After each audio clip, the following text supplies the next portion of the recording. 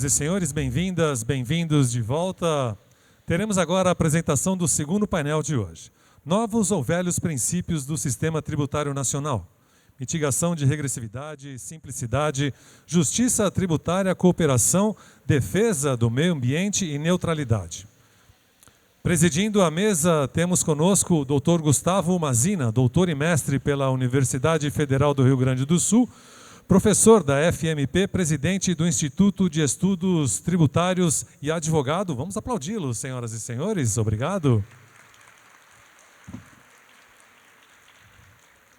Os nossos convidados, palestrantes, Dr. Roberto Quiroga Mosqueira, professor da USP e FGV, doutor e mestre pela PUC de São Paulo, advogado.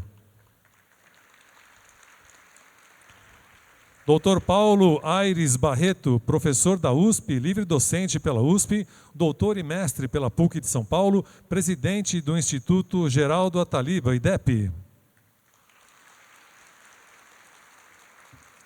Dr. Roque Antônio Carraza, professor emérito da PUC de São Paulo, livre docente pela PUC São Paulo, mestre e doutor pela PUC de São Paulo também e advogado.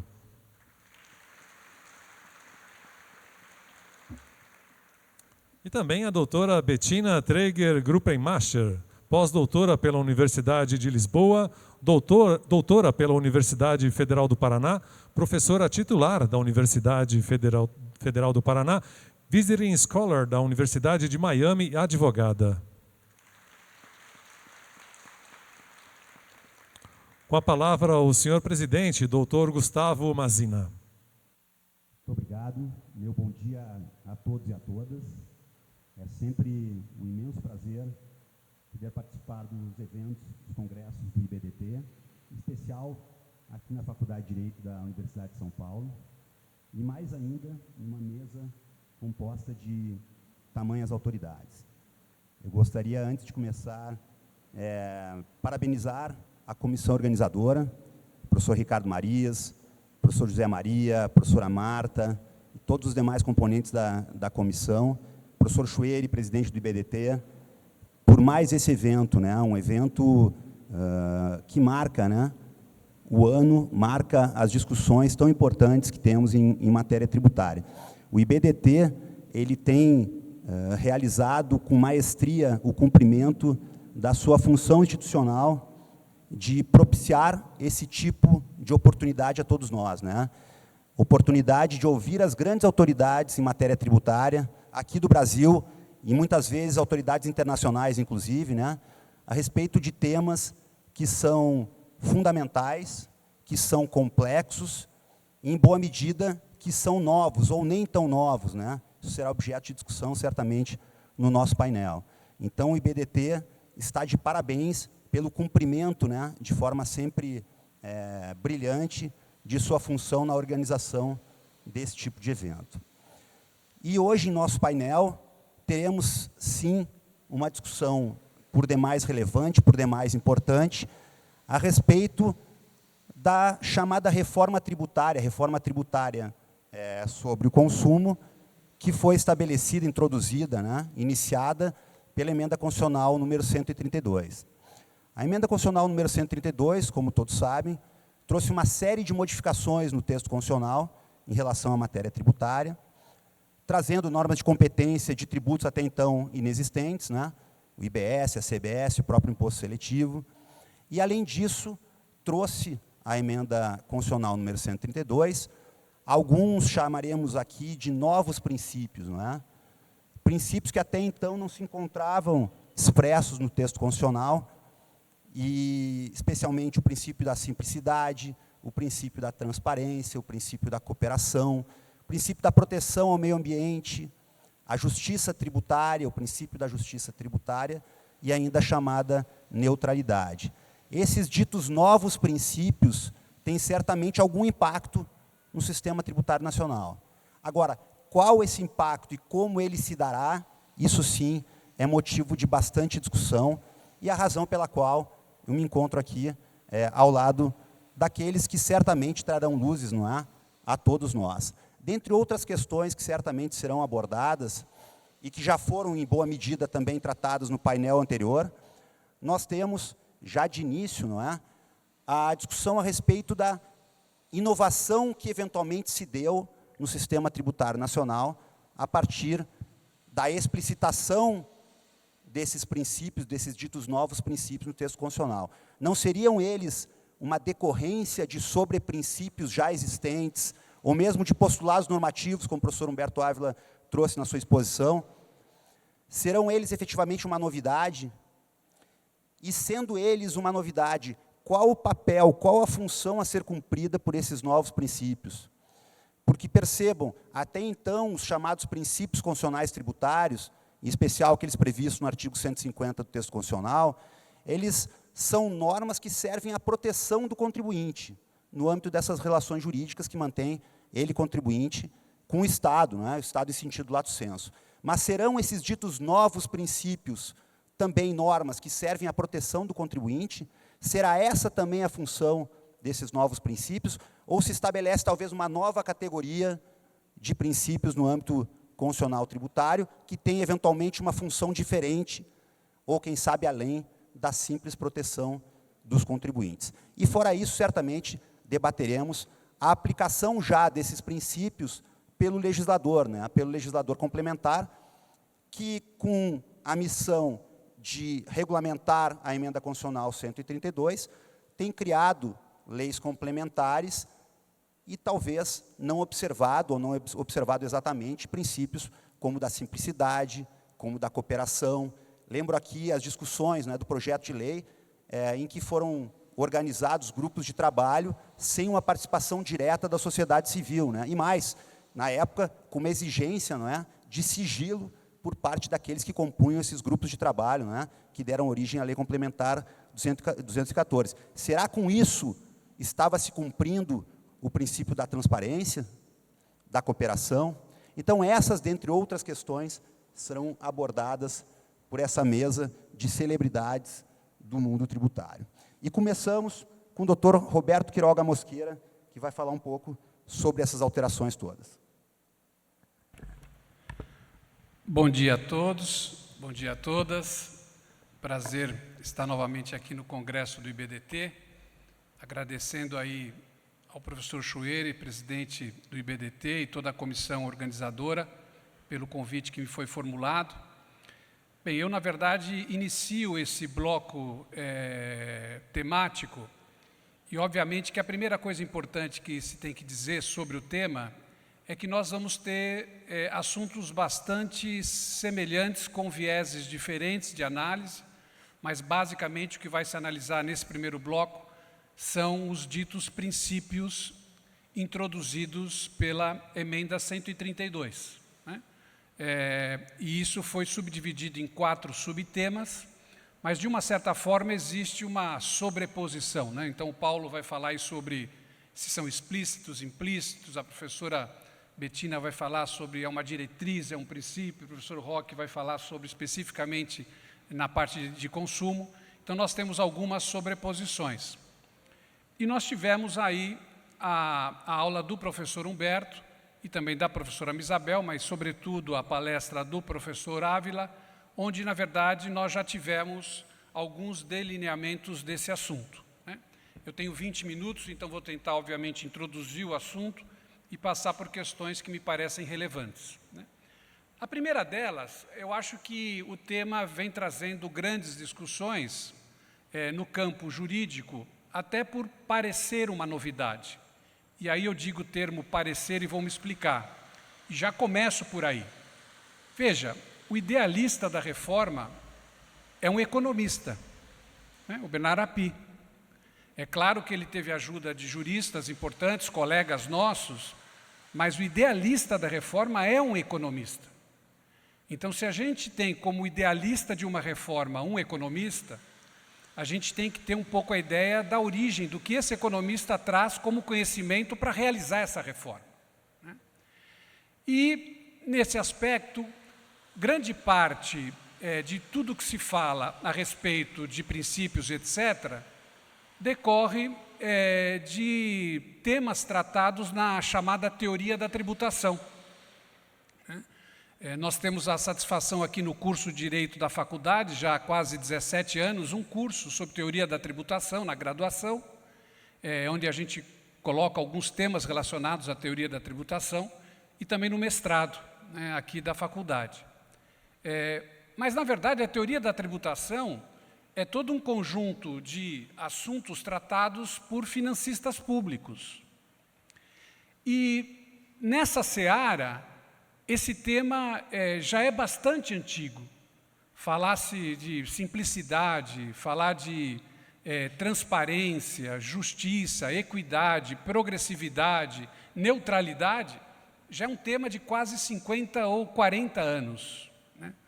Talvez a gente pudesse referir que os grandes expoentes desse tema, né, nós tivemos Richard Musgrave na década de 50, 60, e mais recentemente o grande expoente é o Stiglitz, Joseph Stiglitz.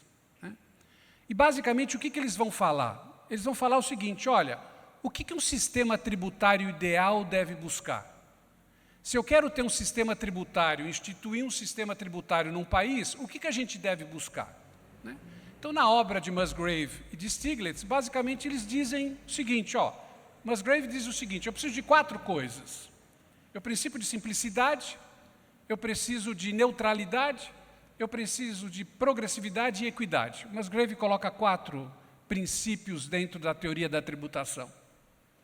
E vem o Stiglitz, mais moderno, né, já na década de 80, 90, e vem colocar o seguinte: olha, um sistema tributário, para ser ideal, e a gente vai falar dessa palavra ideal, eu preciso ter o quê? Eficiência econômica, que é a neutralidade do Musgrave.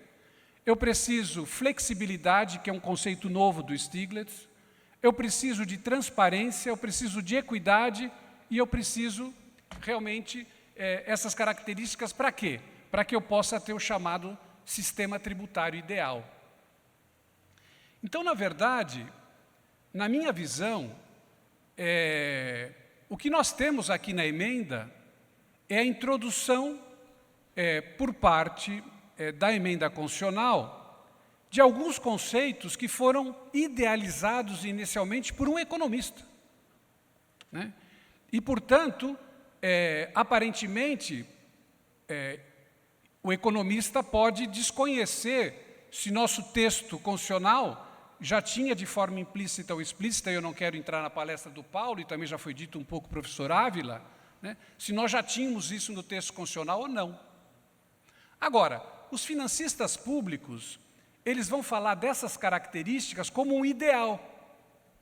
E aí a gente vai buscar um pouquinho, né, o que é o ideal, se a gente pegar um pouco no... Por exemplo, o dicionário Caldas Aulet vai falar o que é ideal. O ideal é aquele que só existe na ideia, no espírito, no imaginário. Algo que não se pode alcançar completamente. É o inalcançável. Isso é um ideal.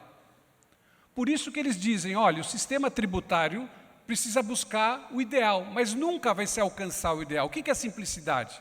Existe simplicidade plena? Existe transparência plena? Existe equidade plena? Eu estive pensando alguns exemplos, né? Será que, imagine os senhores, né?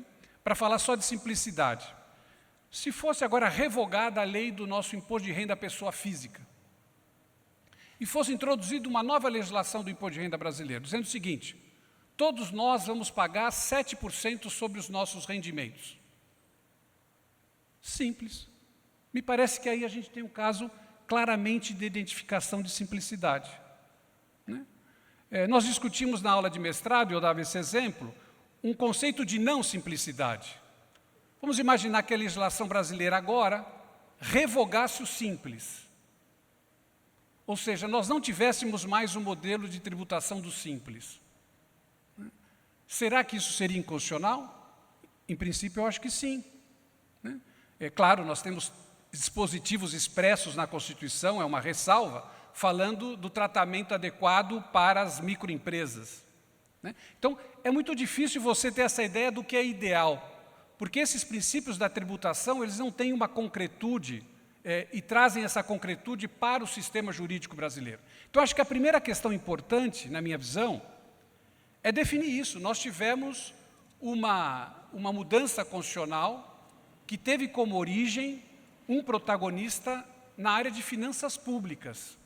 E dentro das finanças públicas, esses princípios ou essas características são tratadas como coisas idealizadas e não necessariamente coisas concretas. Portanto, com um alcance, uma amplitude muito maior do que aquela que a gente pode imaginar em termos de legislação propriamente constitucional tributária. Acho que esse é o primeiro ponto importante que nós falamos.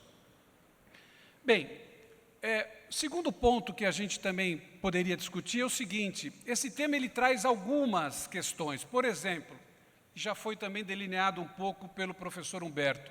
É um princípio só tributário, esses princípios? Ou é um princípio geral? Parece que não, parece que é um princípio geral. É um princípio, como disse, explícito e implícito, que o professor Paulo Aires vai tratar.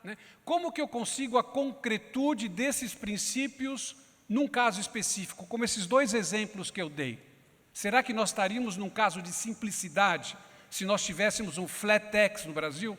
Todos nós vamos pagar 7% sobre as nossas rendas? É simples. Ou ao contrário, vamos revogar o simples e todas as microempresas vão ter que pagar o lucro real. Isso é simples? É constitucional? Bem, coube-me falar sobre simplicidade e cooperação, especificamente na Lei Complementar 214, pegando um pouco da Lei Complementar 214 e do PLP 108. E aí surge uma dúvida seguinte, na verdade, o conceito de simplicidade. Uma outra coisa também importante sobre esses temas. Em 43 anos de profissão, já estou um pouquinho idoso, eu não me recordo de tributaristas tratarem desses temas, salvo raras exceções. Talvez neutralidade, por exemplo, o André Mendes, nosso professor da casa, tem um trabalho sobre neutralidade. Outros autores já falaram de neutralidade, mas especificamente de neutralidade, nesse viés das ciências das finanças, eu não me recordo. De simplicidade, nós tivemos alguma coisa tratando de praticabilidade, a simplicidade dos chamados regimes estimados. A transparência, nós tivemos alguma coisa falando, por exemplo, quando a Constituição diz que as empresas precisam destacar, falar dos impostos que incidem, que estão nos produtos. Mas, na verdade, a doutrina tributária nunca se importou de uma forma robusta sobre esses temas. E acho que é por isso que surge um pouco essa dúvida, no sentido de que se é um novo sistema ou é um velho sistema.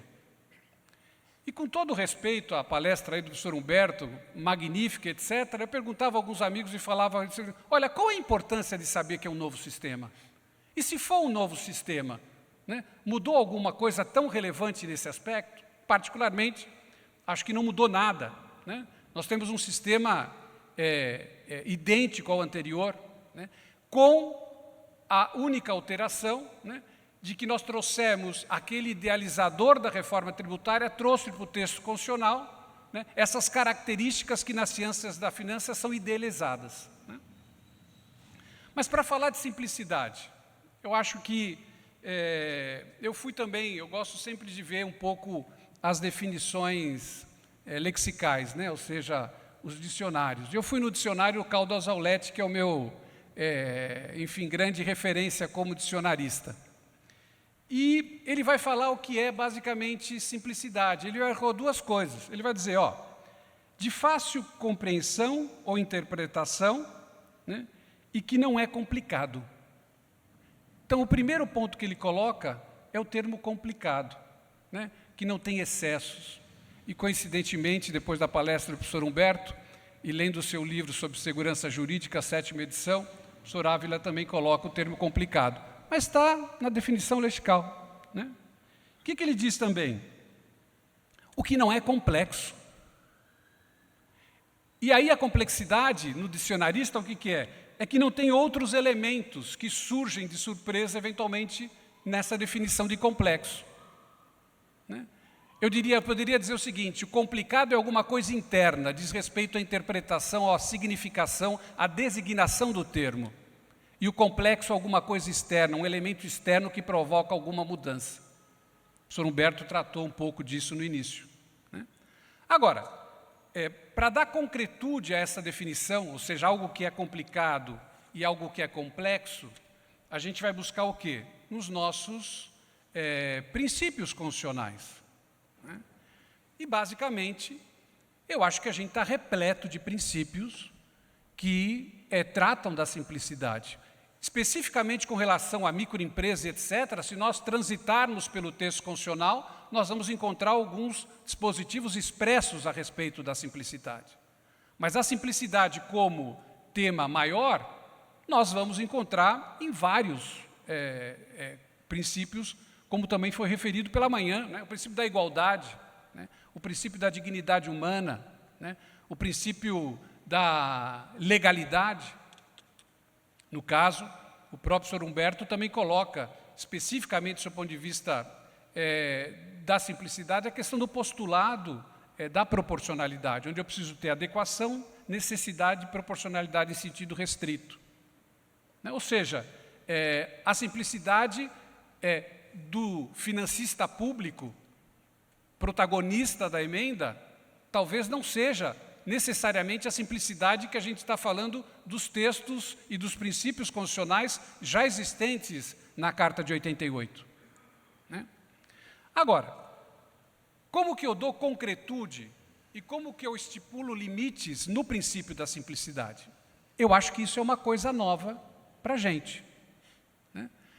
Mais uma vez, uma coisa nova em que sentido? Né? Nós vamos buscar isso na aplicação dos princípios que eu me referi, é óbvio. Né? Mas é difícil a gente falar o que é simples e o que não é simples. Né? Será que eu teria um caso de inconstitucionalidade por um determinado instituto jurídico que provoque uma complexidade excessiva? Eu me recordo de uma jurisprudência, que foi aquela do ISS, do local da prestação de serviço, em que, na verdade, o ministro Alexandre de Moraes concedeu aquela liminar porque ele disse o seguinte: está muito confuso, eu não sei, na verdade, onde vai incidir, se vai incidir no estabelecimento destinatário, no estabelecimento de origem, ou seja, já mostrava um pouco de que, eventualmente, a não facilidade de compreensão da legislação, ela pode gerar, eventualmente, uma inconstitucionalidade. Então, na verdade, nós vamos ter uma dificuldade de justamente dar concretude à simplicidade, mas em umas situações a gente pode ter efetivamente isso. Né? E eu tentei dar 2 exemplos, né? Tentei buscar 2 exemplos para que a gente pudesse realmente raciocinar nesse sentido. Né? Agora, em termos de tributação sobre consumo, de lei complementar 2014, de projeto de lei, dificilmente a gente vai conseguir identificar uma simplicidade. Né? Eu diria que a gente tem uma emenda constitucional e leis infraconstitucionais complicadas e complexas, e muito complicadas e muito complexas. Né?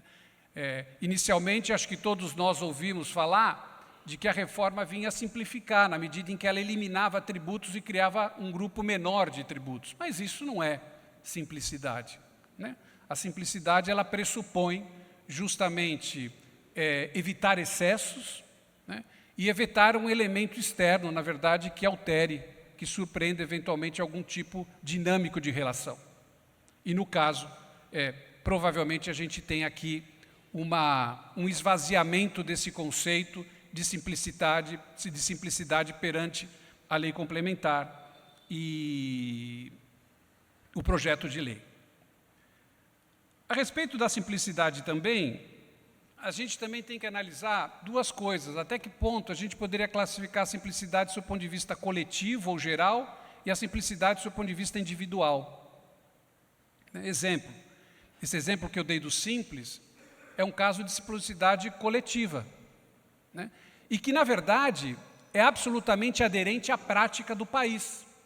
Eu comento nas aulas também que hoje 95% da população de pessoas jurídicas no Brasil adotam o sistema simples ou o sistema presumido. Olha, uma realidade, uma legislação do simples e do presumido que provocou o quê? Uma aderência à realidade social.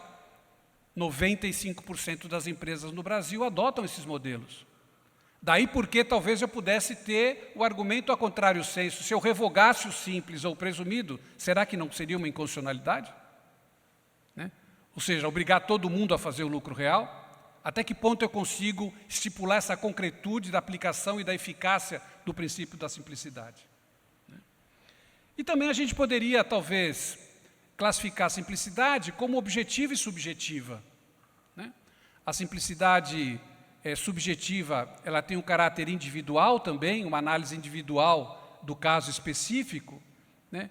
E a simplicidade objetiva, basicamente, o que a norma estipula. Né? E, portanto, esses dois tipos de classificações talvez fossem úteis para quê? Para chegar numa verificação de uma concretude de aplicação desses sistemas ou desses princípios. Bem, com relação ao princípio da cooperação, esse é um princípio que os financistas públicos não falam. Fui buscar na origem, o professor Zé Maria depois pode me corrigir, porque ele também é um especialista em teoria da tributação, mas eu não vi nos textos dos financistas públicos, porque o nosso protagonista da emenda é um economista, né, falando de cooperação. Não há. Né? Onde você vai encontrar isso um pouco, por exemplo, no direito civil, quando você vai tratar da boa-fé objetiva, né? Que lá fala da questão da ética, né? Do comportamento cooperativo ou colaborativo, né? E, portanto, a gente teria algum aspecto nesse sentido. Mas, hoje pela manhã, mais uma vez, o professor Ávila colocou a respeito da colaboração ou da cooperação, no sentido de que a gente tem aí muito ligado à obrigação, e à obrigação tributária, né? E eu diria que, basicamente, a cooperação, claro, a gente encontra elementos de cooperação no sistema atual, encontra, um exemplo. Né? No processo fiscalizatório, nós temos, que é um processo que tem um princípio da inquisitoriedade, nós temos lá a necessidade do quê? De apresentar os documentos para o fiscal. Né? E se nós não apresentamos, nós temos fazer um apenamento por eventualmente obstáculo à fiscalização. Aí claramente uma cooperação. Veja, o Instituto do Lançamento, na sua essência, o que ele prevê? A colaboração do contribuinte. Ele realiza todas as atividades, né, para o Estado. A responsabilidade tributária. A responsabilidade tributária, de uma certa forma, o que é? É a cooperação positivada, a obrigação decorrente de uma legislação que diz o seguinte: colabore, retenha para mim. E veja, olha que interessante, no Brasil a cooperação é gratuita. Nos Estados Unidos, os bancos recebem para colaborar com o fisco. No Brasil é gratuita. Então, o princípio colocado na Constituição da cooperação é um princípio maléfico, na verdade, ou seja, eu tenho que trabalhar para você. Né? A pessoa jurídica, os bancos, por exemplo, etc. A crítica, por exemplo, da professora Isabel ao split payment. O que é o split payment? É uma cooperação forçada. As plataformas de pagamento, as entidades de pagamento terão que cooperar. Mas o quê? Mas é uma obrigação, não se trata... Ou seja, não existe cooperação voluntária. Né? É claro que é um pressuposto do contribuinte na sua relação com o Estado. Essa é a ideia de colaboração ou de cooperação. Agora, ela se torna positivada, a obrigação, quando nós temos a legislação, como esses casos citados, que realmente ocasionam e provocam isso. Portanto, meu tempo terminou. Qual é a grande dificuldade, que aí eu vou deixar para os demais palestrantes chutar a bola, para que todo mundo, levantar a bola, para que todo mundo chute, né? É como dar concretude a esses princípios. Né? Claro que eles são determináveis. A gente precisa determiná-los, e há possibilidade de determinação dessas questões. Mas o que vai dizer? É o caso concreto. Né? Os casos concretos é que nós vamos realmente saber, olha, esse é um caso em que o texto é tão complexo que provoca uma inconstitucionalidade. Né? Aqui há claramente uma falta de colaboração por parte do Estado. Então, por exemplo, a professora Isabel falava de que receava de que nos 3 dias não fosse ressarcido o valor do split payment, ou crédito a mais. Veja, se não houver por parte do Estado isso, é uma infringência à colaboração que o Estado tem que ter, na medida em que ele se obrigou a justamente repor isso num prazo determinado. Então, a nossa grande dificuldade vai ser justamente, em certos casos, estipular os limites, né, dar concretude a esses princípios, e obviamente que isso é uma tarefa que a gente vai, obviamente, lidar. Não vamos lidar a partir de agora, porque nós já fazemos isso há muito tempo, mas nós vamos ter que enfrentar esse, na minha visão, o pseudo-problema. Né? O pseudo-problema é no sentido de que esses princípios apareceram novos, que mudaram o sistema, que tudo é novo, portanto, agora, cidadania fiscal, solidariedade fiscal, né, é algo que foi efetivamente positivado e, portanto, mudou a panorâmica do fenômeno tributário no Brasil. Então, doutor Gustavo, era mais ou menos meus 20 e pouquinhos minutos, era isso que eu gostaria para introduzir o debate, professor Roque, professora Bettina e professor Paulo Aires. Obrigado.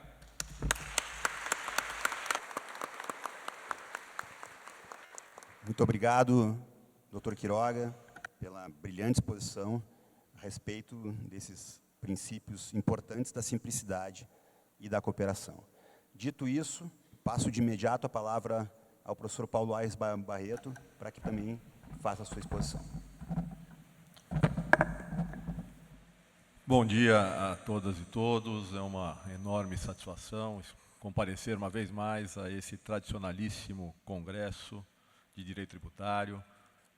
Cumprimento pela sua realização o professor, Dr. Ricardo Maris de Oliveira, que conduziu de uma forma extremamente disruptiva e eficiente o IBDT nos últimos 14 anos, entregando um problema para o professor Chueri, que é o de conseguir avançar em cima de uma base que foi muito trabalhada de forma frutífera e que efetivamente mudou o patamar do Instituto para um plano maior e melhor.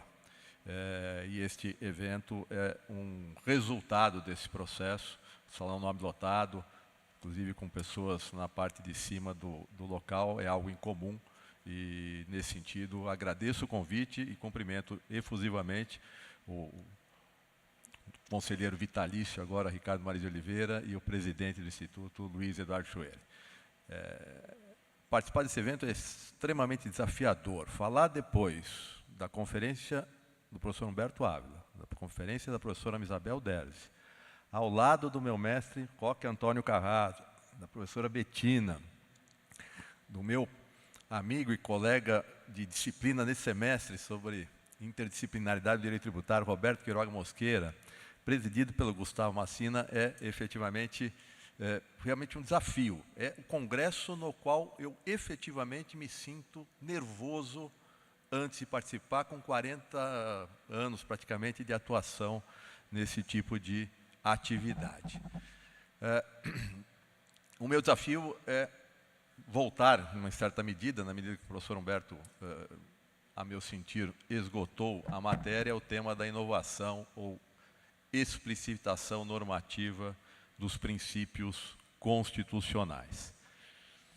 E eu iniciaria a minha fala lembrando o seguinte: se a gente perpassar a doutrina do direito tributário aqui no Brasil, nos livros que foram publicados nos anos 60, praticamente não se fala sobre princípios.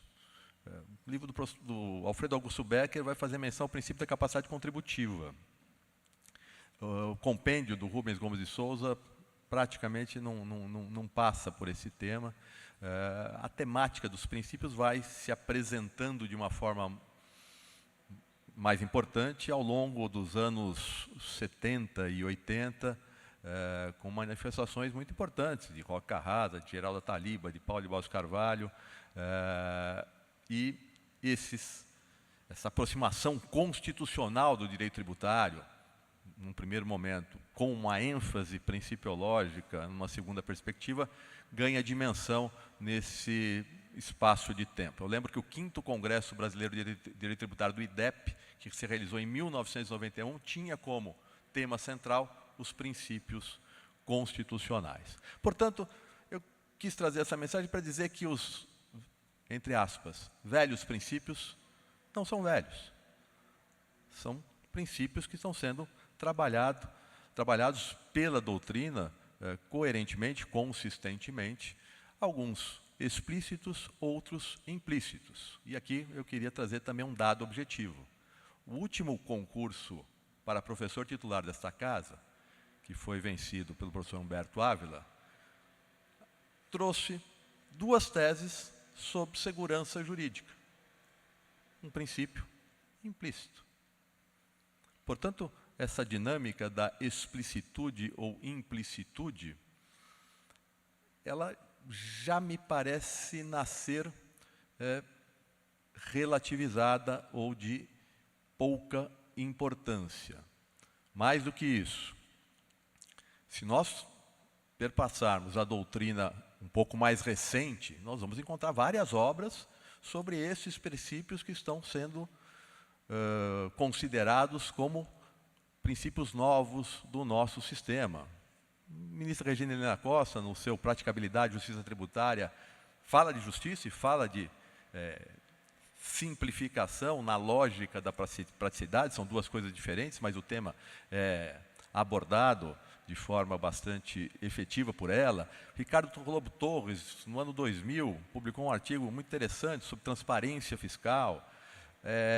O professor Paulo de Barros Carvalho, na primeira edição do seu curso de Direito Tributário, fala sobre justiça tributária, colocando-a como um sobreprincípio, com uma diretriz magna do sistema, e várias outras manifestações desse sentido. O próprio livro do professor Roque Antônio Carrasa é efetivamente um livro que se debruça sobre todos esses princípios implícitos ou explícitos de forma muito precisa, contundente e, sob certa perspectiva, até esgotante da matéria. Portanto, seja na doutrina, e aí se vocês fizerem uma pesquisa jurisprudencial sobre a aplicação de simplicidade, transparência, justiça e cooperação nas cortes superiores, vocês verificarão que são temas reiteradamente utilizados para fundamentar acordos.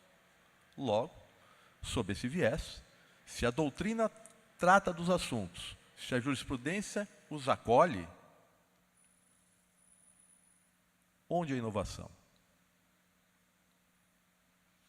Eu cheguei a pensar, e aqui eu me recordo de um momento que para mim é marcante na reforma. Eu estava almoçando com o professor Eurico num restaurante aqui nos Jardins, há uns 15 anos, 13, 14, já não lembro ao certo, e numa mesa próxima estava o Bernard Api, citado aqui pelo Quiroga.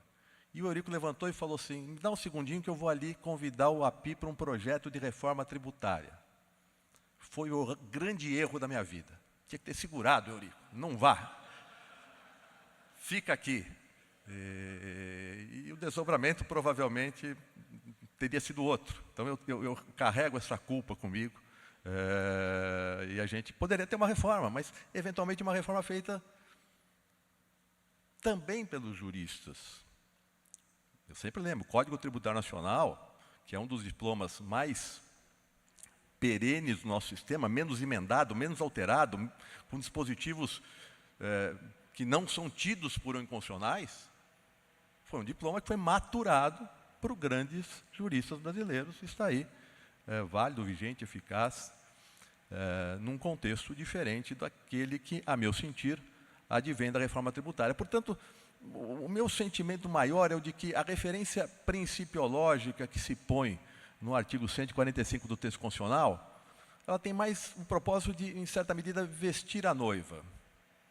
Eu vou chover no molhado, vou vestir a noiva, eu vou trazer algumas coisas que já existem para passar a sensação de que o meu texto é simples, é efetivamente justo e realiza todos esses princípios. Por que eu digo isso? Porque, se eu olhar a própria reforma, eu não estou falando da aplicação do direito após a reforma. Eu vou fazer 2 cortes, o primeiro na reforma e o segundo após a reforma.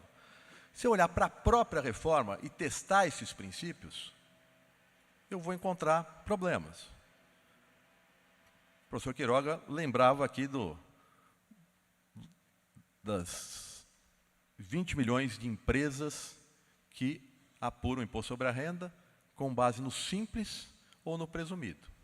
Para essas empresas, a apuração de tributos decorre do exame de uma única linha das suas demonstrações financeiras, a linha de receita. Não tem nada mais simples do que isso. O que a reforma faz? Altera esse cenário e exige que as empresas do Simples, sob certa medida, apurem débitos e créditos para entrar no mercado em relação ao ICMS, para serem competitivas no mercado, e as do lucro presumido com mais efetividade. Portanto, para esse contingente de 20 milhões de empresas, o sistema fica mais complexo. Se a gente olhar a própria questão da tributação no destino, que já foi tão problematizada no Supremo Tribunal Federal, na avaliação da Lei Complementar 157 e depois 175, relativas ao ISS, numa tentativa de mudança desse imposto para o destino, o ministro Alexandre de Moraes, que não é um ministro que costuma dar decisões em favor do contribuinte, aliás, são raríssimas, suspende a eficácia da norma por falta de densidade normativa, identificando um seríssimo problema da identificação do destino. E a gente vai ter que... Eu tenho 2 orientandos procurando enfrentar esse assunto e ele é extremamente complexo. A briga que vai existir entre representantes do fisco na reforma tributária será imensa. Isso para falar de 2 temas. Posso falar do split payment também, que é um tema que efetivamente merece uma grande reflexão, como mostrou aqui a professora Misablel, mas vou deixar o split para depois, quando falar de cooperação, e vou falar do segundo momento. O princípio está positivado, simplicidade. 2023, pensem na lei que cria o adicional do CSL, chamadas regras Globo. É difícil encontrar um instrumento legislativo cuja implementação será mais complexa do que esse. Pensem na tributação das altas rendas, deixando de lado justiça tributária por um minuto. Ela será altamente complexa. Portanto, são temas que merecem essa reflexão, seja no contexto da reforma, seja no contexto de sua aplicação após a reforma. Para dar um último exemplo ainda em relação a essas inconsistências entre os princípios da reforma e a própria reforma aplicada, um último aspecto seria, aliás, 2 últimos aspectos.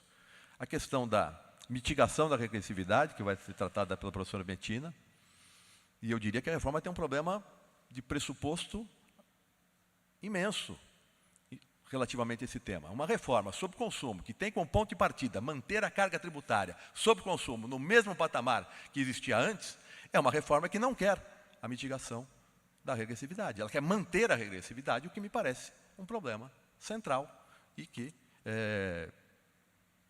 cria uma inconsistência em relação aos próprios princípios informadores da reforma. A questão da cooperação. Será que há verdadeira intenção de prestigiar a cooperação na relação fisco-contribuinte, num cenário em que a emenda constitucional é aprovada e poucas semanas depois se monta um grupo de trabalho feito exclusivamente por representantes do fisco para redigir a lei complementar com o viés de quem olha a tributação da perspectiva do fisco? Onde a cooperação? A ministra Regina Helena Costa foi mudar o processo administrativo e o processo judicial, foi propor um projeto de lei nesse sentido.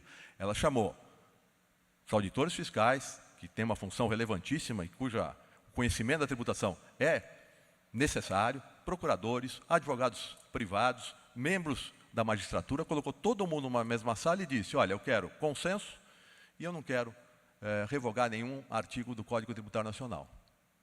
O trabalho saiu, e é um trabalho tão equilibrado que hoje os representantes do fisco não querem que ele evolua no Congresso Nacional. Portanto, os princípios não me parecem inéditos. A própria pergunta, né, novos e velhos, ela carrega aquele ranço de uma retórica, a meu ver, pouco consistente, de que o novo é melhor do que o velho, de que o moderno é melhor do que o tradicional, e uma série de questões nesse sentido. Portanto, a meu ver, não há ineditismo, e isso está afirmado doutrinariamente, comprovado jurisprudencialmente, e consequência disso, e essa é a consequência importante, não há o menor sentido em falar em novo paradigma axiológico, em um novo paradigma interpretativo do nosso sistema constitucional tributário, que seria o grande risco de se entender que esses princípios efetivamente trazem algo de extremamente novo e muito importante. Por que isso? Primeiro, nenhum dos próprios princípios, entre aspas, positivados, apontam nessa direção. Eu não desconheço que, sem a positivação desses princípios, há doutrina que procura, a partir de solidariedade social, supremacia do interesse público sobre o privado, e capacidade contributiva numa eficácia positiva, etc., construir um sistema que é todo ele estruturado, não nas decisões efetivas que o legislador foi tomando, e nos vários planos, no plano constitucional, no plano da lei complementar, etc., mas simplesmente na máxima densificação desse próprio princípio que cria um sistema que é muito conveniente a quem parte daquele pressuposto, mas que briga com as decisões tomadas pelo próprio legislador constituinte na estruturação do sistema, que prestigia uma série de outros princípios. Eu sempre lembro da frase que está no frontispício da Suprema Corte americana. Ela diz, equal justice under law. Todos nós queremos a nossa justiça igualitária, a justiça moralmente ideal, eticamente ideal, mas é a lei, a cada instante, que vai estruturar cada sistema consoante a aprovação dos membros eleitos para realizar esse mistério, e isso tem que ser efetivamente respeitado e observado. Portanto, não podemos fugir do reconhecimento da necessária intervenção do legislador, do seu papel de relevo ao inserir no sistema regras que prescrevem condutas, a noção do princípio como um alinhamento de valores de liberdade e segurança jurídica, e mesmo aqui citando o professor Humberto Ávila, com a lógica de um postulado que, em sua dimensão metódica, estabelece diretrizes para aplicação de outras normas. Isso é estrutural no sistema, isso é central no sistema, isso nunca mudou.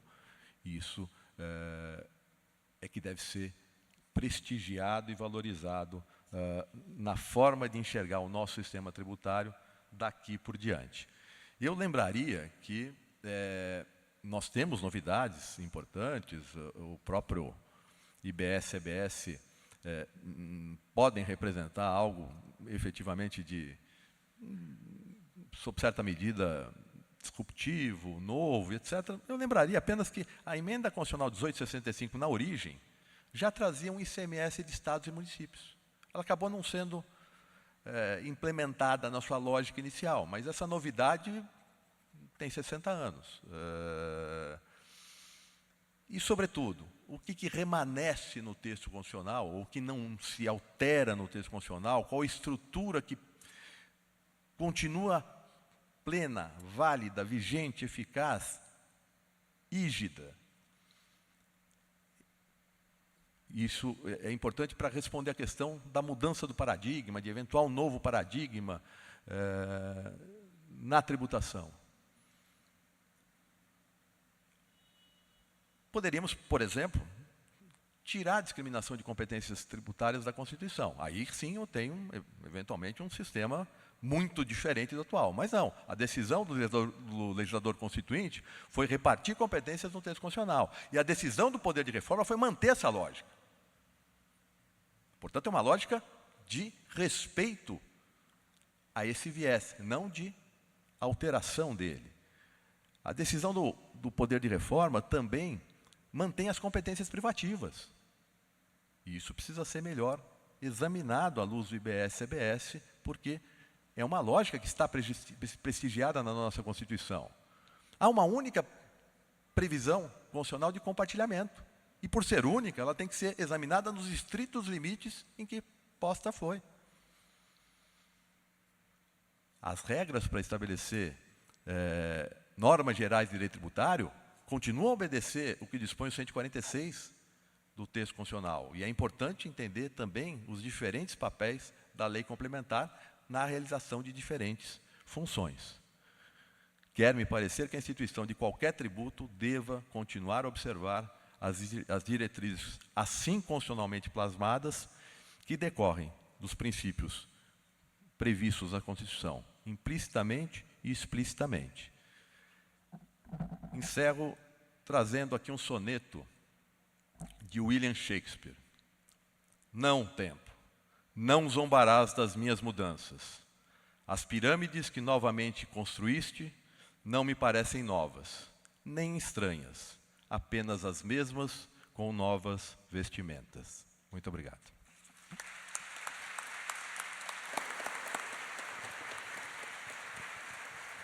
Professor Paulo Aires, parabéns pela brilhante exposição. Professor Roque, sua vez, a palavra é sua. Muito bem, bom dia a todos.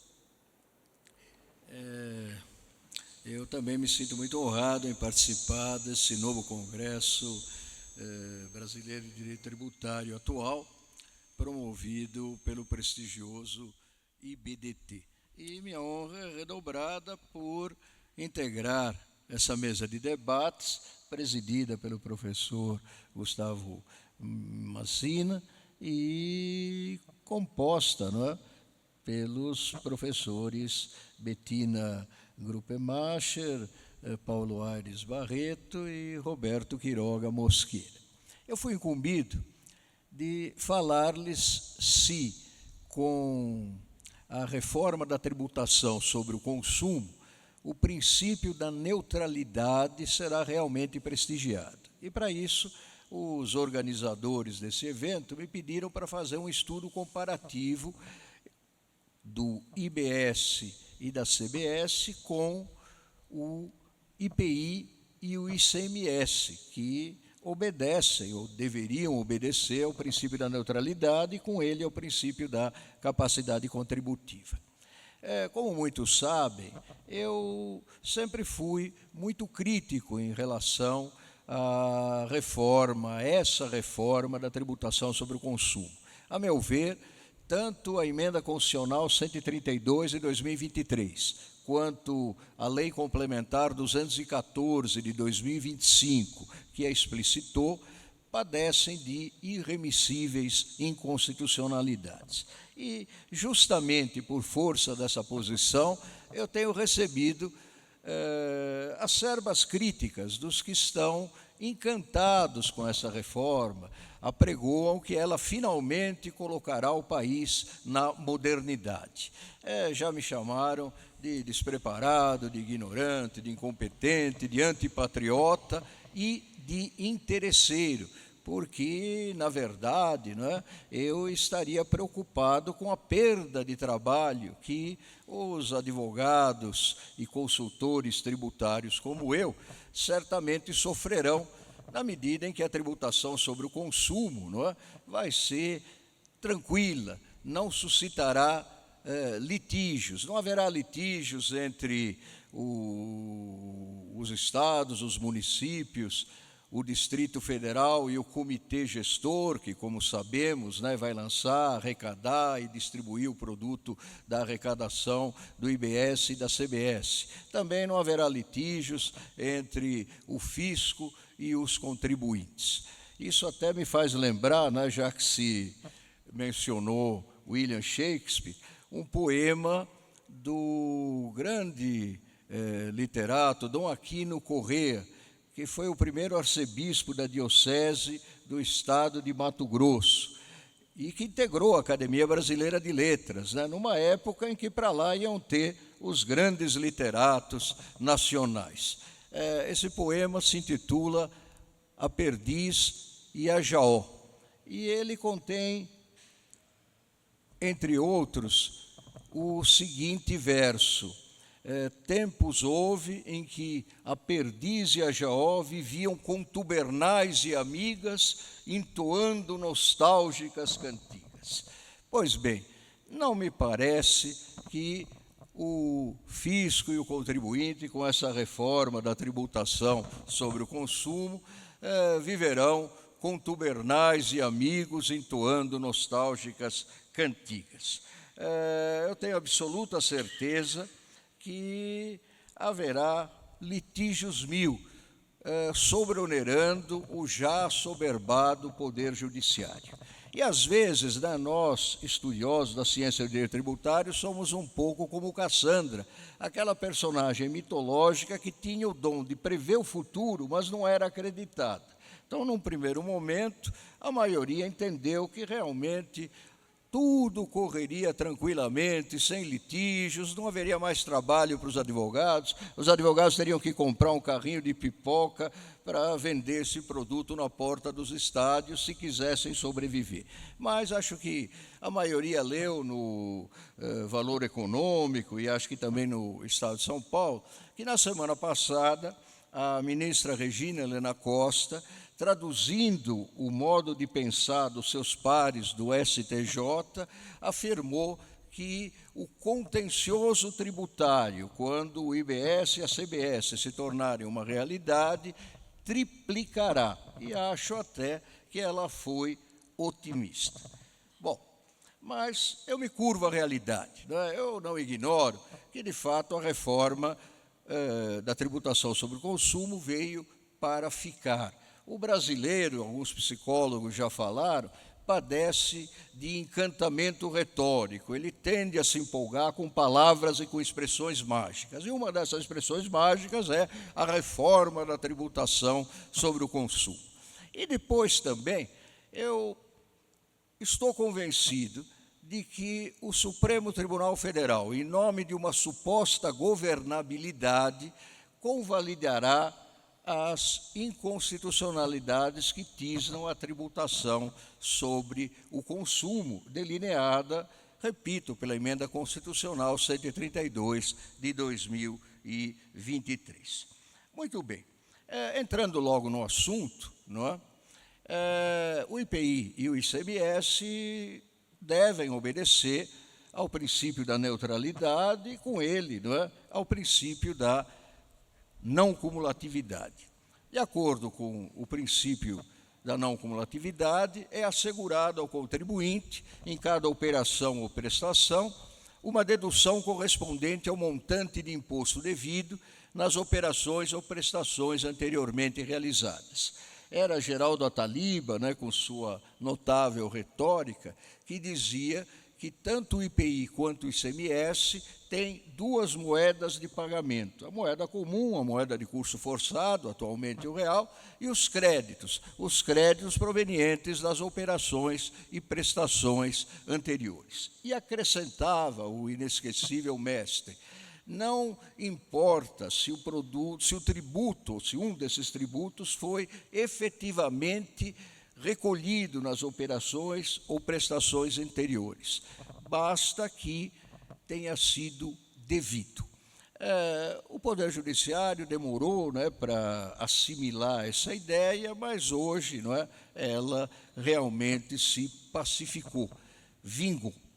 Mas, se pensarmos bem, não é, vamos ver que o IPI e o ICMS não obedecem amplamente ao princípio da não cumulatividade, com ele ao princípio da neutralidade. Por quê? Porque ainda se reluta em aceitar o crédito proveniente de produtos intermediários, aqueles produtos que não se agregam ao produto final e nem se consomem mediante uma única utilização. Também está indo para as calendas, né? Espero que não para as calendas gregas, o aproveitamento dos créditos relativos à aquisição de bens que vão integrar o ativo fixo do estabelecimento. Agora, a pergunta: será que isso efetivamente vai acontecer com o IBS e a CBS? Eu entendo que não. Por quê? Porque a Emenda Constitucional 132, em seus artigos 156A e 149B,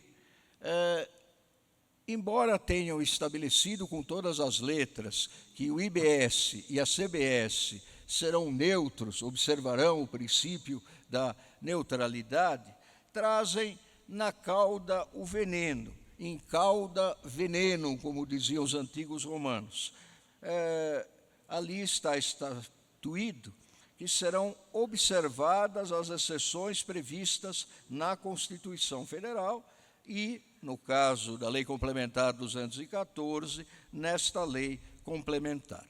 Então, como é fácil perceber, tudo navegará ao sabor da alha, da interpretação, quase sempre muito a propósito do fisco, e, por que não, da interpretação do Poder Judiciário, que de uns tempos a essa parte tem trocado a toga pela pasta da Fazenda, tem se preocupado com problemas arrecadatórios, quando, na verdade, deveria se preocupar com a constitucionalidade e a legalidade das exigências fiscais.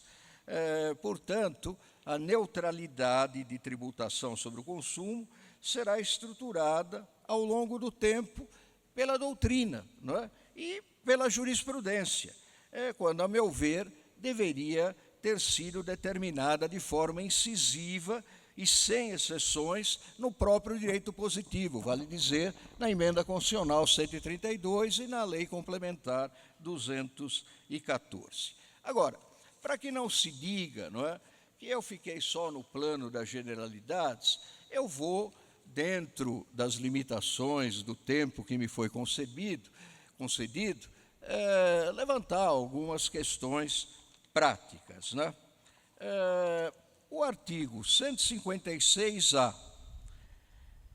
no seu parágrafo 5º, inciso 3, estabelece que a lei complementar disporá sobre a forma e o prazo para ressarcimento de créditos acumulados pelo contribuinte. Ora, essa norma tem a potencialidade de restringir a manutenção e o aproveitamento dessas moedas de pagamento de IBS e de CBS. Também esse artigo, agora em seu inciso 8, estatui que não será permitida a dedução de despesas de uso ou consumo pessoal, que serão apontadas em lei complementar. Isso cria confusão. O que são, afinal, despesas de uso ou consumo pessoal? A meu ver, seria a despesa que um farmacêutico faz para comprar um automóvel que ele vai usar com a sua família, ou para pagar a mensalidade dos filhos na escola. São despesas que passam ao largo das atividades empresariais, mas isso não está claro no sistema. E o fisco, sempre ávido de recursos, certamente levantará problemas. Olhem, uma boa notícia, que vão exigir a atuação dos advogados, né? Então, principalmente os mais jovens, né, podem ficar tranquilos, porque trabalho não lhes faltará. Imposto seletivo, imposto sobre externalidades negativas, está previsto no artigo 153, inciso 8 da Constituição. A ideia é sobretaxar operações ou prestações com produtos que fazem mal à saúde ou conspurcam o meio ambiente. O imposto seletivo só incidirá uma vez, isso está apregoado na Emenda Constitucional 132. Mas, na prática, isso não vai acontecer, ele pode incidir várias vezes. Digamos que um metal nocivo à saúde seja extraído da terra, haverá a cobrança do imposto seletivo. Digamos que com esse metal seja fabricado um automóvel poluente, novamente haverá a incidência do imposto seletivo. E isso como é de compreensão intuitiva, repercutirá na não cumulatividade do IBS e da CBS. Querem ouvir uma outra heresia?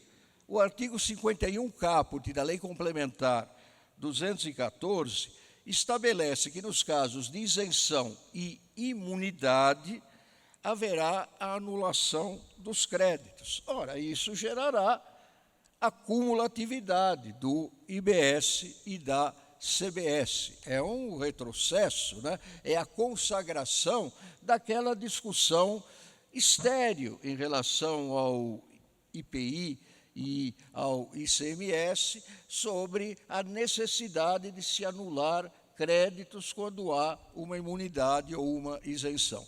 Eu tenho certeza que os mentores dessa reforma da tributação sobre o consumo procuraram tomar conhecimento dos assuntos que geravam polêmicas no judiciário, na doutrina, e resolveram eliminar esses problemas, estabelecendo na lei que haverá, sim, incidência, não é, em tudo que era e continua sendo objeto de dissertações, inclusive na esfera judicial.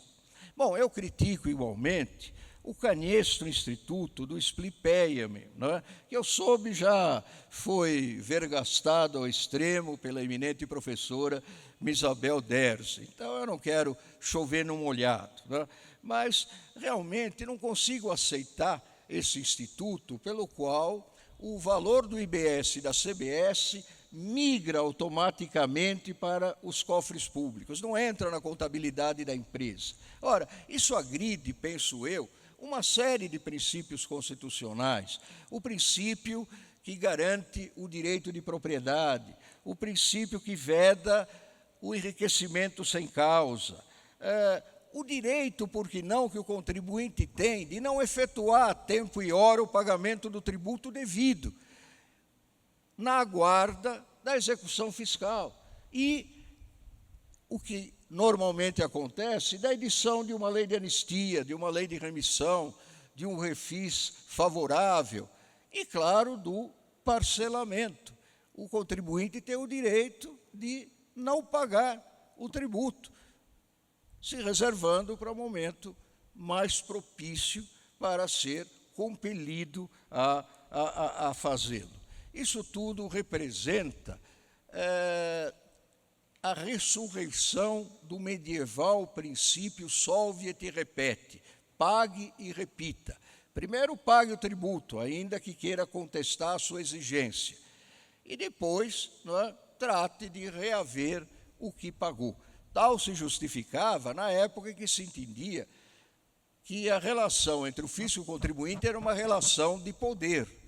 Mas hoje é pacífico e assente que a relação entre o fisco e o contribuinte é uma relação de direito. Fisco e contribuinte, dentro da relação jurídica, estão no mesmo patamar, ambos igualmente subordinados à Constituição e às leis. E ainda, não é, por que não, o Splipeiem dificulta o aproveitamento de créditos advindos das operações ou prestações anteriores. Tenho certeza que isso vai também suscitar uma série de contestações, seja na esfera administrativa, seja especialmente na esfera judicial. Tudo isso, colegas, a meu ver, é fruto do assodamento, da pressa com que essa reforma da tributação sobre o consumo foi realizada. E aqui me ocorrem alguns provérbios, né? O provérbio condensa a sabedoria popular. Um deles, a pressa é inimiga da perfeição. O outro, quem decide depressa se arrepende devagar. E depois, a verdade seja dita, né, que não me ouça aqui nenhum parlamentar, os deputados federais e os senadores, na sua grande maioria, votaram às escuras, votaram no apagar das luzes, não é, do ano de 2023. Não sabiam esses deputados e senadores, na sua maioria, exatamente o que estavam votando. Alguns se desculparam, dizendo, não, mas eu segui o voto de liderança, né? Outros disseram que estavam bem informados, né, pela propaganda governamental, não é? Que costuma embevecer o simples, não é o caso de nenhum dos que estão aqui presentes, nenhum dos membros, né, dos integrantes desse magnífico congresso. E depois, não é, também não podemos negar que essa reforma mal esconde um projeto de poder, visa hipertrofiar a União em detrimento dos estados, dos municípios e do Distrito Federal.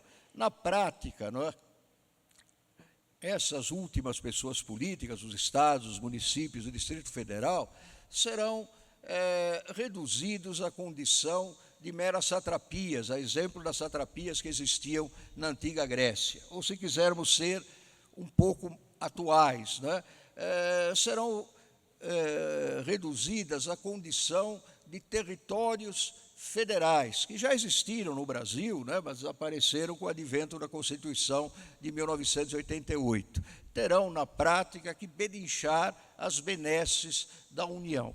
Então, é razoável, né, supor que uma pessoa política, Estado, município ou Distrito Federal, que seja governada por um integrante de partido político de oposição ao governo federal, à União, terá, sobremodo, dificultado o repasse daquilo, né, que deveria ser espontâneo e que os incautos, não é, proclamam que será sempre espontâneos. Para amenizar um pouco o rigor do discurso, né, eu peço vênia, né, dentro do tempo que ainda me sobra, parece que nenhum, né, o Deus Cronos acaba de me admoestar, acabou o tempo, mas, enfim, como se trata, né, de algo interessante, eu peço vênia para falar durante mais 1 minuto de relógio. É a fábula do leão, do leopardo e da hiena. Um belo dia, esses 3 animais fizeram um pacto. Vamos caçar juntos, com isso potencializaremos nosso trabalho. E ainda acertaram que toda a presa que fosse capturada seria dividida em 3 partes iguais, ficando uma para o leão, outra para o leopardo, né, e outra para a hiena. Dito e feito, né, se puseram a campo e logo, né, capturaram e mataram um antílope. Imediatamente, o leão, presidindo os trabalhos, né, dividiu o antílope em 3 partes aproximadamente iguais e se apropriou daquela que mais lhe apetecia. O leopardo e a hiena acharam razoável isso, afinal, não é? O leão é o rei da floresta.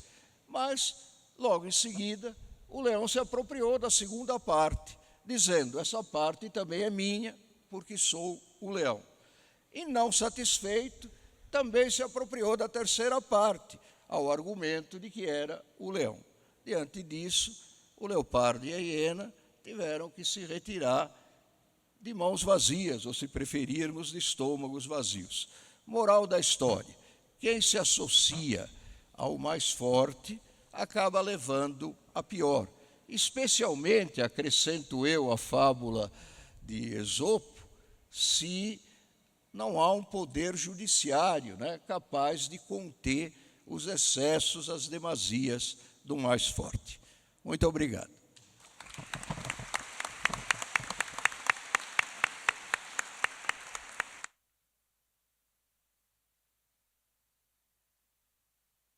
A respeito da matéria, e, inclusive, em razão do horário, passo de imediato a palavra à professora Bettina Gupemacher.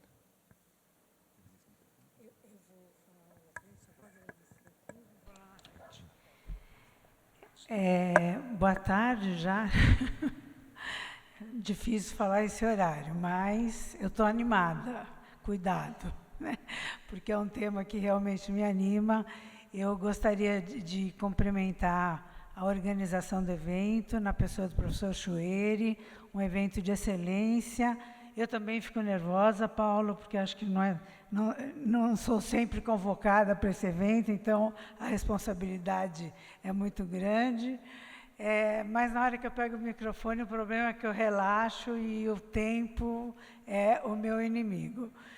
Registro a satisfação de estar compondo a mesa ao lado de ilustres e queridos colegas, professor Paulo Aires, professor Roberto Mosqueira, professor Gustavo Massina e o meu pai, na verdade, no direito tributário, o professor Roque Antônio Carrasa.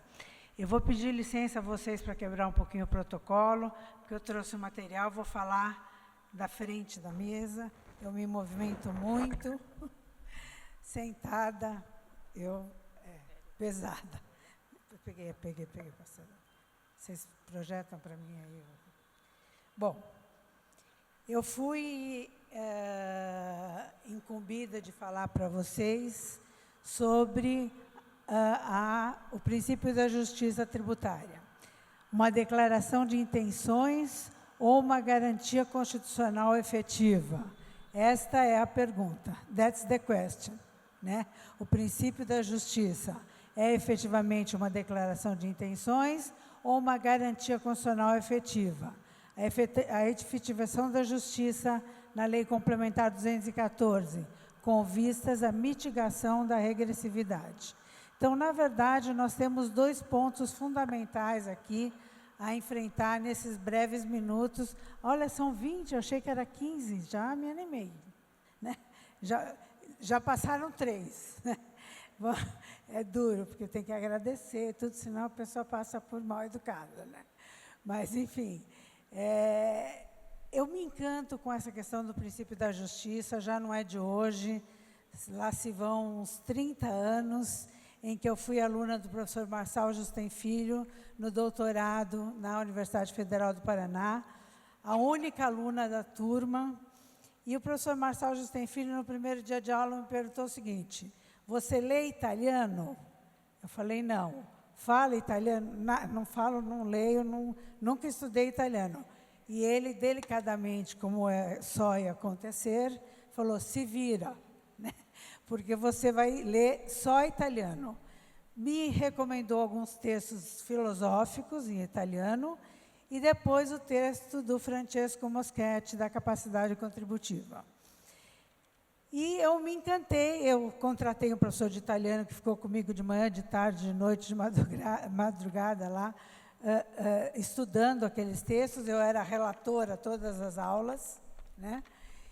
E me encantei com o princípio da capacidade contributiva e, ao mesmo tempo, senti um peso muito grande no sentido de que eu falei, meu Deus do céu, a gente estuda tanto direito tributário num país tão injusto como o nosso, com tanta regressividade na tributação, com tanta pobreza e sendo tão próprio para reduzir essa pobreza, mitigar essas diferenças sociais, o sistema tributário, que aquilo me causou um peso, uma responsabilidade. Eu falei, eu preciso estudar isso mais a fundo para poder, de alguma forma, contribuir para que as pessoas tenham uma vida melhor, já que o direito tributário tem uma importante relevância em relação a isso, principalmente com a observância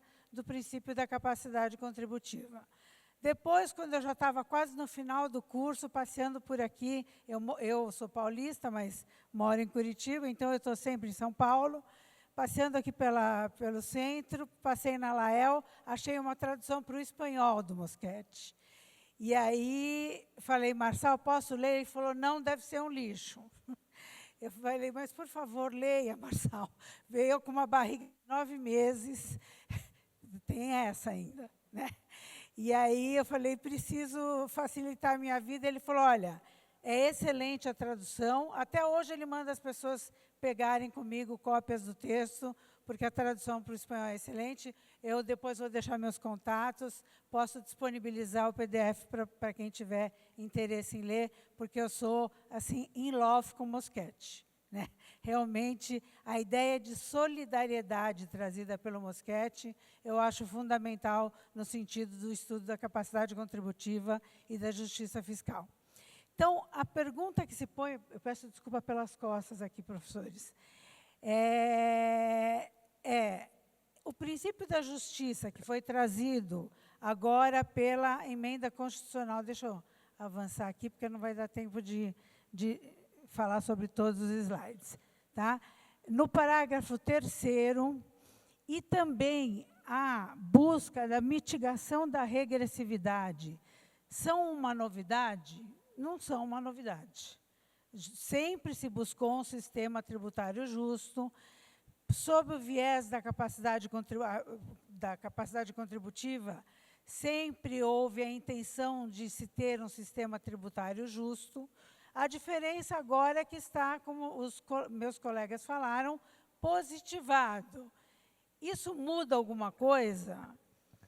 Muda na cabeça e, vamos assim dizer, na postura dos legisladores e dos agentes do Poder Executivo. Para mim, nada mais é do que uma questão cultural. Se não tiver escrito, não tem que ser respeitado, ou tem que ser pouco respeitado, enfim. Então, não é novidade, mas anima. Eu, de todas as oposições que se fazem em relação à reforma tributária, eu acho que o ponto mais positivo foi a inclusão do parágrafo 3º, com esses princípios, que são, repito, uma consequência da cultura brasileira de respeitar o que está escrito ou de prestar mais atenção em relação àquilo que está escrito.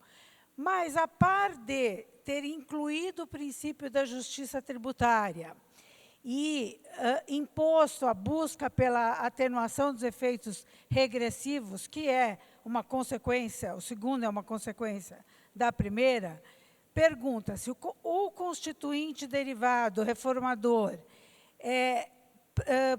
adotou providências no sentido de trazer um sistema tributário mais justo?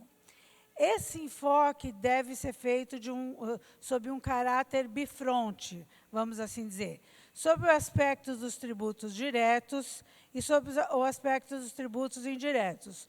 Lógico que, quando se fala em justiça tributária, é para tudo, é para tributação direta e indireta.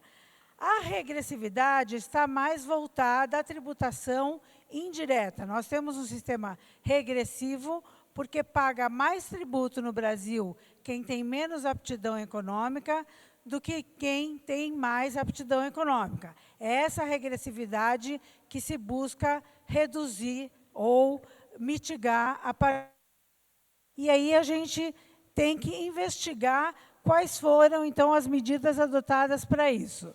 Então, são os princípios novos. Aqui eu trago, eu falei do Mosquete, a ideia de justiça fiscal sob o viés da capacidade contributiva. Em síntese, no livro, e é até pecaminoso sintetizar as ideias do Mosquete, mas eu busquei fazer, o que o Mosquete diz? Que capacidade contributiva é aptidão para contribuir. O professor Geraldo Ataliba, que foi, felizmente, meu professor na graduação, na pós, enfim, dizia que capacidade contributiva nada mais é do que quem tem mais paga mais, quem tem menos paga menos, e quem não tem não paga. É a aptidão para contribuir referida pelo Mosquete. Ele diz, respeitado o mínimo existencial e qualificado por um dever de solidariedade. A ideia de solidariedade na tributação foi introduzida por Mosquete a partir da indicação de que a tributação deve ser progressiva, ao contrário do que ela efetivamente é no Brasil, como sendo regressiva. Isso no que diz respeito à tributação direta. É importante deixar claro também, ainda, em relação à tributação direta, que, quando se fala em justiça fiscal, não se está falando necessariamente só em capacidade contributiva. Justiça fiscal é muito mais do que capacidade contributiva. Eu comecei lá com o estudo da capacidade contributiva e estendi esses estudos, inclusive a partir dos textos de filosofia, porque quando se fala em justiça, está se falando em filosofia. O que é justo, o que é injusto, a filosofia é que nos ajuda a decifrar, embora haja, na minha visão, uma justiça geral da sociedade, que observa a moral média da sociedade, e uma justiça individual. Muitas vezes o que eu acho injusto, o outro vai achar justo. A gente, em conversa, eu acho isso justo, não, eu acho injusto. Enfim, justiça é uma questão filosófica, daí porque o Marçal, aí que eu entendi, recomendou aqueles textos de filosofia no começo do curso. E aí, num certo momento da minha carreira, quando eu falei, não, a minha preocupação não é só com capacidade contributiva, mas com justiça fiscal. Eu parei de estudar direito tributário e fui aos filósofos. E filósofos do direito e filósofos da economia. O professor Quiroga referiu esse tema, né? Eu falei, não dá. Às vezes eu falo que o professor Geraldo se revira no túmulo quando eu falo uma coisa dessa. Mas eu acho que não dá para estudar justiça fiscal sem fazer um estudo intercalar entre economia, direito, economia e política. Porque nós trabalhamos sobre um material político, a tributação tem um reflexo na sociedade, na economia, na vida das pessoas, e por isso que eu gosto muito também da obra do professor Paulo Calhendo, que estará aqui, que é a análise econômica do direito tributário. Ele traz todas essas ideias dos filósofos da economia, do direito, e busca, né, indicar um conceito de justiça fiscal. Então, justiça fiscal é mais do que observar a capacidade contributiva. É ter um sistema neutro, simples, transparente, com poucas ou nenhuma desoneração tributária. Eu realmente tenho as minhas restrições às desonerações tributárias. Acho que trazem injustiça ao sistema na medida que privilegiam uns em detrimento dos outros. Se uns pagam, se uns deixam de pagar, outros terão que pagar por eles. Então, tudo isso compõe a ideia de justiça que agora está positivada. E que, em relação aos tributos diretos, está fortemente calcada no princípio da capacidade contributiva. No que diz respeito aos indiretos, hoje nós temos o princípio da seletividade aplicável tanto ao IPI como ao ICMS, um sendo obrigatório e outro sendo facultativo.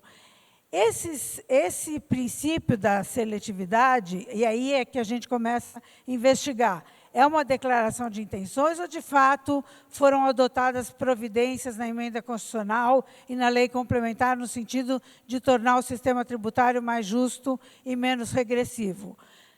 O que se incluiu, se elimina agora o princípio da seletividade em razão da essencialidade do produto, introduz a neutralidade e uma alíquota que é a mesma para todas as operações. Nesse sentido, me parece que o que nós temos agora é mais justo do que nós teremos no futuro. A mim parece isso.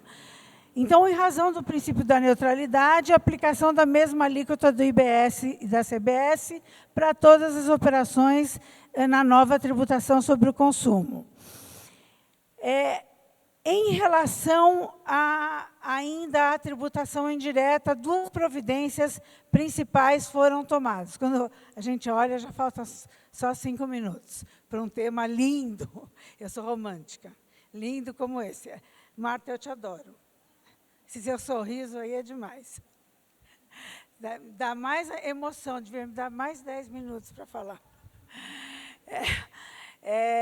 Na verdade, nós temos duas providências. Uma é a desoneração da cesta básica, que eu achei excelente. Então, no começo, no projeto do API, do Eurico, etc., a ideia era eliminar todos os incentivos e benefícios fiscais.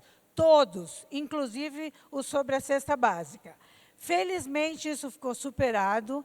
E aí, nós temos hoje a desoneração da cesta básica como uma medida de justiça fiscal. Alguns põem o questionamento.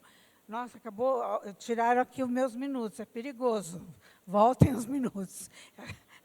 Tem umas paisagens bonitas, mas eu preciso controlar o tempo. Em relação à questão da justiça fiscal e da cesta básica, alguns põem o questionamento, mas ricos também não vão ser tributados em relação à cesta básica. Tudo bem, ricos têm direito à dignidade da pessoa humana também. Então, se eles consumirem só produtos da cesta básica, eles vão ter direito à mesma desoneração. Se produzirem produtos, se consumirem produtos menos essenciais, efetivamente não terão essa desoneração. Além da desoneração da cesta básica, foi criada a devolução do tributo. Essa foi uma outra promessa. Como nós vamos tirar a seletividade, a partir de agora, tudo aquilo que aquele menos favorecido economicamente suportar na tributação, no consumo, de tributação no consumo, vai ser devolvido. A promessa era de devolução de tudo, todo o imposto suportado por uma categoria de contribuintes. Igualmente, essa promessa não foi cumprida. Daí que eu acho que realmente é só uma declaração de intenções e não um princípio efetivo, porque a reforma tributária não adotou providências efetivas no sentido de mitigar a regressividade. Essa devolução, então, vai ser parcial. Vou pular aqui um pouquinho.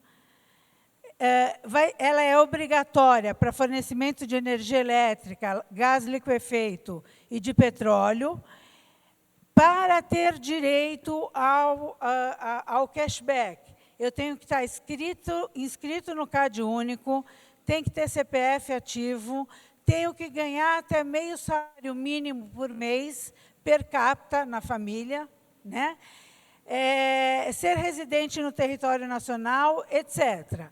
Então, nós teríamos essas exigências que levariam a esse esquema. Enfim, depois eu posso disponibilizar, como eu falei para vocês, e desoneração de 100% apenas do IBS para gás liquefeito. No mais, para os outros produtos, eu comprar uma camisa, uma geladeira, enfim, etc., eu vou ter devolução de 20% do valor do imposto que recaiu sobre aquela aquisição. Aquele inscrito no CAD único vai ter que suportar os 80% de tributação que era prometido que não aconteceria. E terá que ter todas as notas fiscais. Eu acho isso uma piada. Para pedir de volta o que suportou no consumo. Ou seja, a pessoa não tem o que comer, vai ter que ter uma pastinha com a nota fiscal. Aí a Suzy me falou, mas Betina, e o celular? Falei, Suzy, quem ganha meio salário mínimo não tem celular. Então, assim, como que isso vai se operacionalizar? Não me perguntem, porque, de fato, eu não sei e continuo achando que é apenas uma declaração de intenções em relação a isso.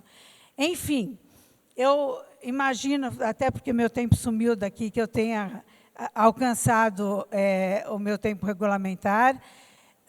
Acho que é positiva ou é boa a positivação do princípio da isonomia. Nós temos da isonomia, também, né, da isonomia, mas agora da justiça tributária. Acho que isso pode ser um lembrete para os nossos políticos de que o sistema tributário tem que ser justo, menos regressivo, que essa devolução foi feita para inglês ver, né? É um jogo de engana. E, de fato, eu acho que nós estamos precisando nos unir em torno da busca de uma justiça fiscal, porque o nível de pobreza nesse país é vergonhoso. Eu fico arrepiada de falar, né? É vergonhoso E o direito tributário é um forte instrumento de redução de diferenças sociais. Lógico que políticas públicas pesam, não é só o direito tributário, a responsabilidade não é toda nossa. Mas, realmente, eu acho que a classe precisa dessa união, no sentido de que a gente alcance um estado de bem-estar social a contento, embora alguns não aceitem esse conceito, a partir da positivação desse princípio. Deixo à disposição meus contatos, quem quiser o livro eu passo. Agradeço a atenção. Muito obrigada.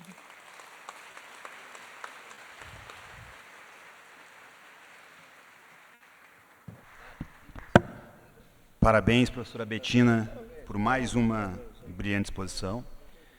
E finalizada agora a quarta e última palestra desse painel, eu gostaria de encerrar os trabalhos por essa manhã, mas não sem antes, mais uma vez, parabenizar a comissão organizadora por tão maravilhoso evento.